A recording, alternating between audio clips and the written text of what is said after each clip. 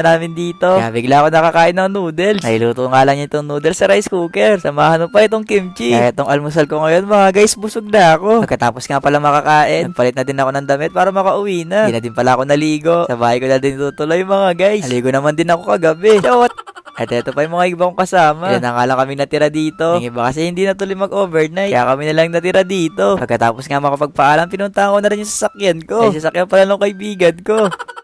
Pauwi na pala kami dito mga guys. Pinapauwi na kami ni mama. Baka daw malate kami, magputukan na daw sa daan.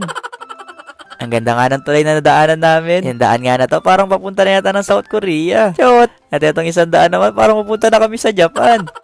Nagpababa na lang muna kami sa malapit na mall. Meron pa kasi kami bibiling ibang gamit dito. Kaya dito na kami nagpababa. At saka sahod ko dun ngayon sa Facebook mga guys. Noong Pasko pa nga dapat to. Kaso nga lang na-delay yung sahod. Kaya ngayon ko palang makukuha. Ang dami nga tao sa mall ngayon. Parang alam yata nila mga guys na darating ako. Shot!